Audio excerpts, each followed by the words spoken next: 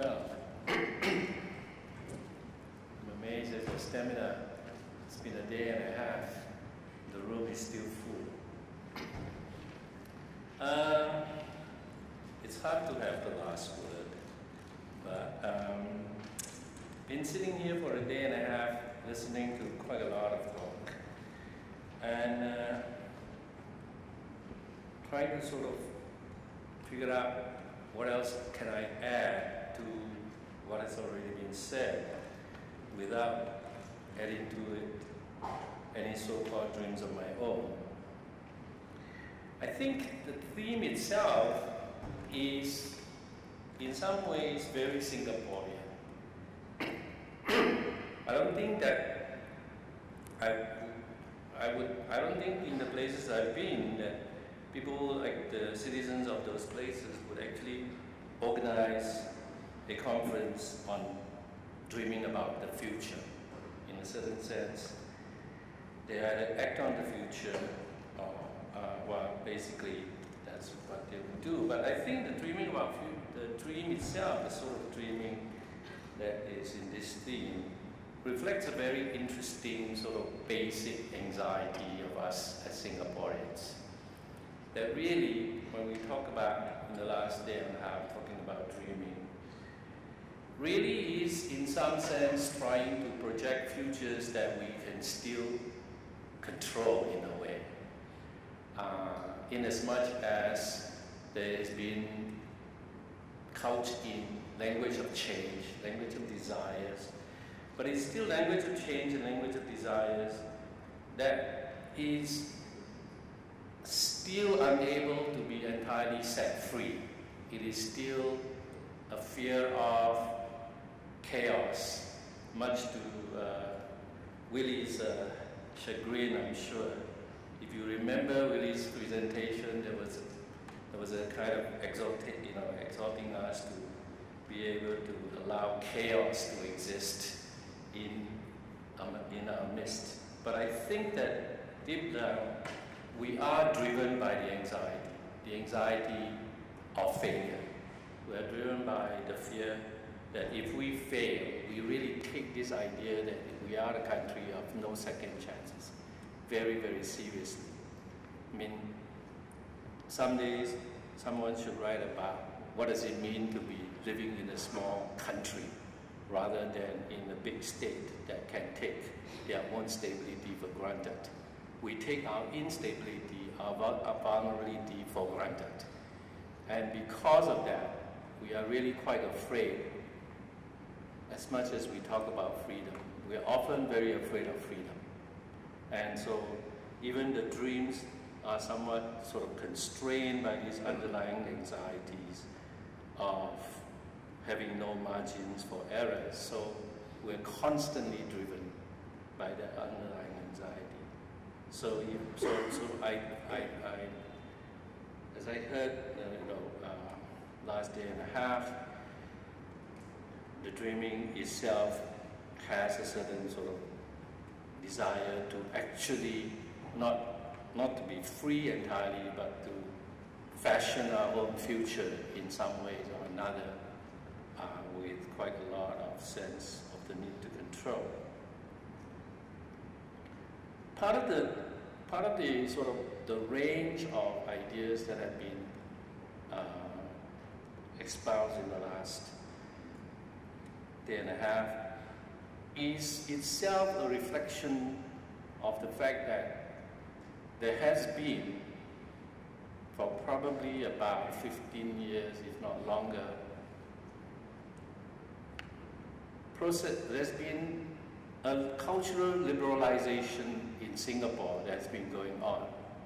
And I think this is very important because the cultural liberalization in Singapore itself reflects certain kind of development that is taking place. The cultural liberalization, I had said somewhere that cultural liberalization is inevitable in Singapore. And I think it's inevitable, the fact that it is inevitable importantly show the limit of the state and the limit of the government. The reason why cultural liberalization is unavoidable is because historical conditions globally has changed. Most importantly, it has changed. The end of Cold War is extremely politically important in a way that the repression of the 1960s, 70s, up to the 80s is entirely no longer possible, because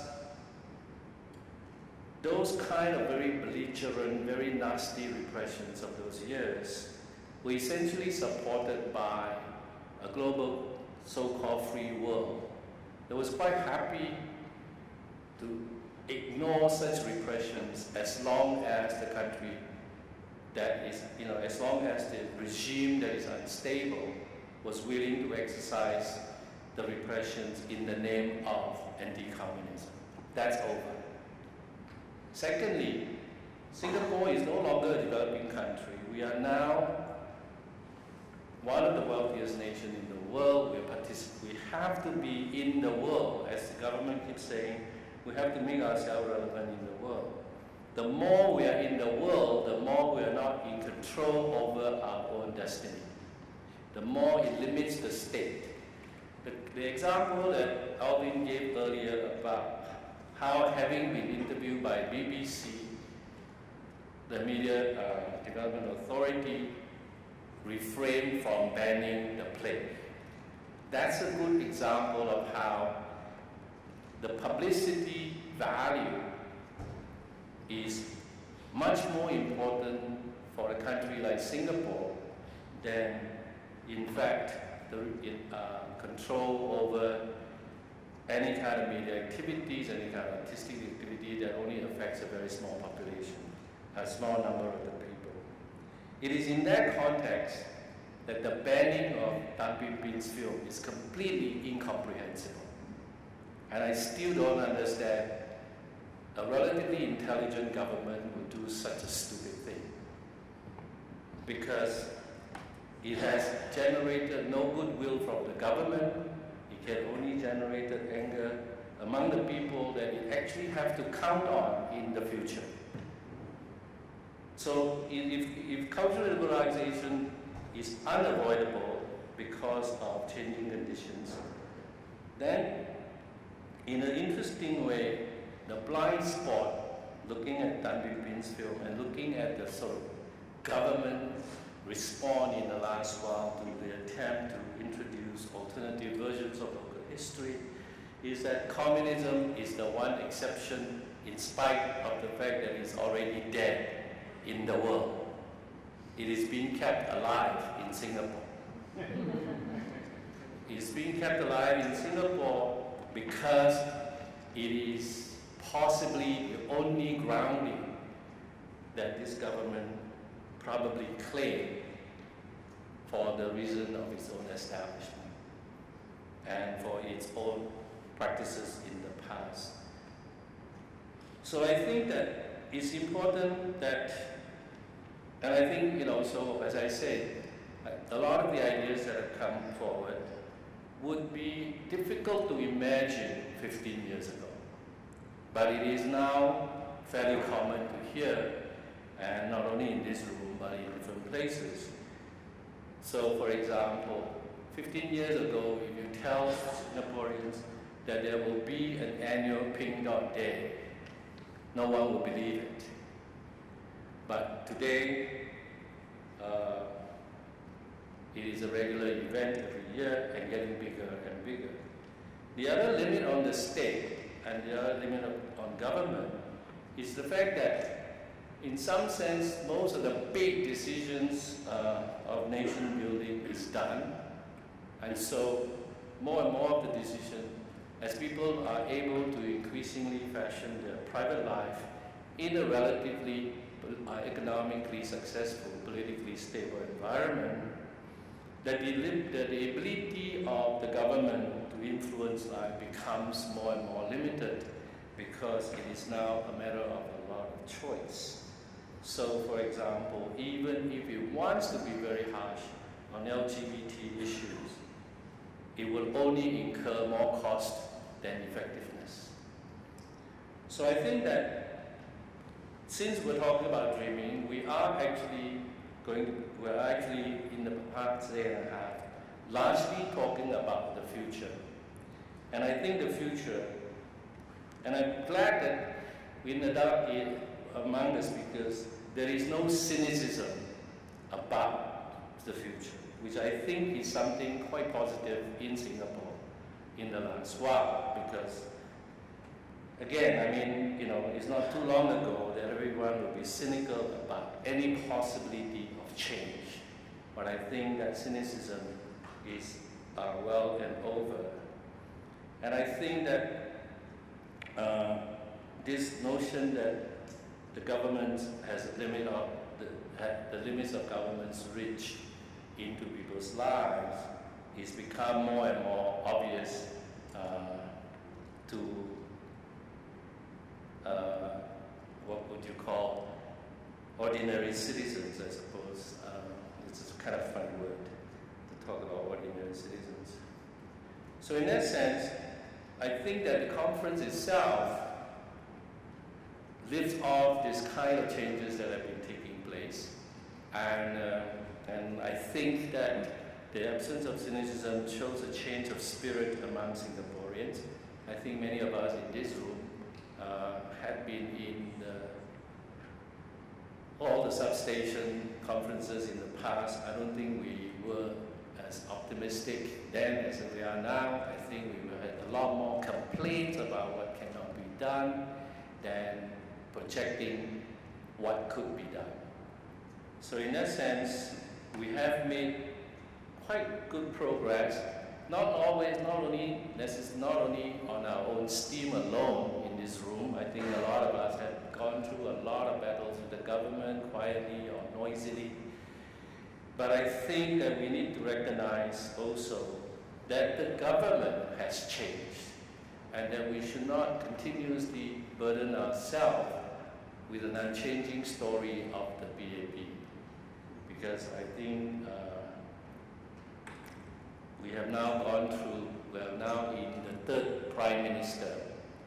Each one, I believe, from my own observation, more human than the one before. Language also has changed. We're no longer with this kind of, the Digby video that Wan Ling showed is very interesting. The slap, or he could have said brass knuckles.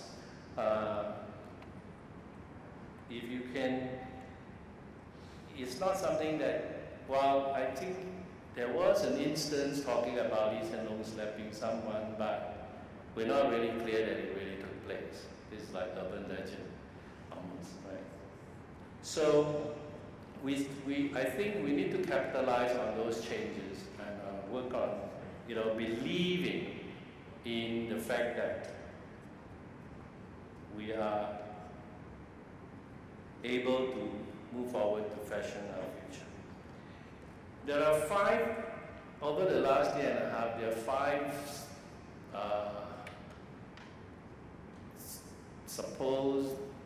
they're not all dreams, but there are 5 actually speakers who have made inroads into the way I think about Singapore, and I like to mention those directly and look at the importance of them.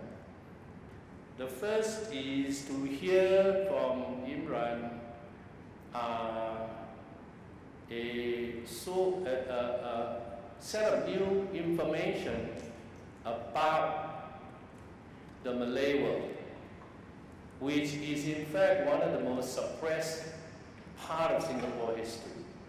That for someone, I started out as a kid in Chinese school, so I know the Chinese story relatively well, I know the colonial history relatively well, but I have never actually read anything about the Malay world in any kind of depth.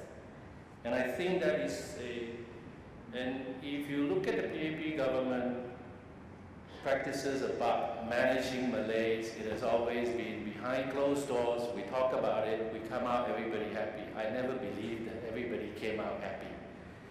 But there's always been the line, and because of those kind of closed doors deliberations, we never really know what goes on. So I think it is important that, for me, that there's this sort of the need to continuously make the Malay world known to the rest of us. And we will have to depend on the light of Imran to do such heavy lifting. Secondly, I like the way Eileen disrupts history. If you remember the very last slide she showed of sex toys, rather than continuously fighting over the linear history of, from 1950s communism to the success stories of post-communism, to the success story of it's take to, Singapore, modern Singapore as we know it, the Lee Kuan Yew biography, A Singapore Story. I think that the spirit of play in Eileen's understanding of Nadine's demonstration of using history by personalizing it, creating a kind of disruptive sequence in history, is something that we should engage more. I mean, it may not add up to anything serious, but at least it's fun. We should learn how to caricature the past in some ways, rather than continuously fighting over who is a communist and who is not. If you're in the 60s, 50s and 60s, if you have any brains and you're not left-wing, what would you be? And thirdly, in the third case, I like King Sen's very radical humanism, that it's not to be compromised, that it's not about commodity values, it's not about exchange values, but it's radically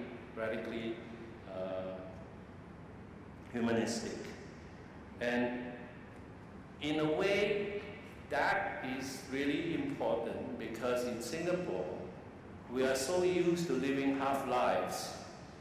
The term in Singapore is always about trade-off, never about everything. It is always, I have to give up this if I want to have that. Says who? It's like, as Claire was talking about women are told you can either stay at home, have home life, or you can work. Why should it be? Why shouldn't they be allowed to take the baby? I mean, I had a friend in Canada who used to, after giving birth to the baby, took the baby to the court and asked the court to adjourn the court for her to feed the baby and come back to continue. Why do we always have to have trade-off? And the kind of radical insistence that there are some values that are not tradable might make you sound like you're being dogmatic, fundamentalist, but in fact, in some instances, they're really important. Important in the way that Ken Woon was talking about Bao Kun, fearing the unknown but still welcome the unknown, fearing the darkness of the future, but still it's compelled to go through that, to confront it and discover what is there. The other one is, it is about time that we talk about Singapore diaspora. It is about time we talk about that, because we have been talking, we've been in this fear, particularly expressed by the government, this fear of losing Singaporeans. So that it's very normal, very common to hear Singaporeans always mentioning that 60% of young Singaporeans, when asked about where they would like to live, they say they would like to migrate. First of all, whatever they say, they will migrate. The migration is not something that one undertakes easily. It's easier when you are young, it gets more and more difficult when you get older. But we should encourage our young to migrate. We should encourage our young to go out and come back at some point if they want to come back. If they don't, well, they're making their life better elsewhere. But in any case, we do now have a Singapore diaspora. And in a way, the government has been trying to keep this Singapore diaspora connected, right? So we now know that we spend a lot of money on Singapore days in Melbourne, in New York, in London. We fly the entire troop of hawkers there to remind them of hawker food. It's kind of a strange imagination for a nation. But the Singapore diaspora has never been a topic of discussion, and I'm glad that it was brought up by Eunice, who is a Singapore diasporic person living in Hong Kong. And finally, Alex Au, who really desires a liberal constitution. This is something that I think we need to actually seriously discuss. One of the success of the Americans post-Second World War is to make American liberalism totally hegemonic of the world. No one knows how to think about politics anymore except in American liberalism style. And to a certain extent, there seems to be a misunderstanding of this, that American liberalism is supposed to be the norm of all government in the contemporary and future. One needs to remember that American liberalism is a very interesting, unique historical development, and that the propagation of it in the world is a really singularly American foreign policy achievement, even better than that military and economic intervention. So we now take American liberalism and its individualism for granted. We talk about civil human rights in those terms. I think we should have a debate on that, because one of the interesting things abiding value of the BAP since 1950s is its anti-liberalism. The BAP is probably one of the few countries in the world that ideologically, explicitly disavow liberalism as the necessary value of the nation. And it has good reason to do this, given its historical social democratic roots. Some of their socialism is still in practice in Singapore, and we have actually benefited from it. Two areas of it. One is public housing, in which land is completely nationalized and removed from commodity as commodity. And secondly is the huge amount of foreign reserve that we have comes from state capitalism, both of which are institutions that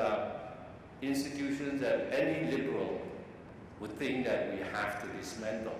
But if we do, we will dismantle it at serious cost to the public life, to the everyday life, economic life, particularly of those who are less able.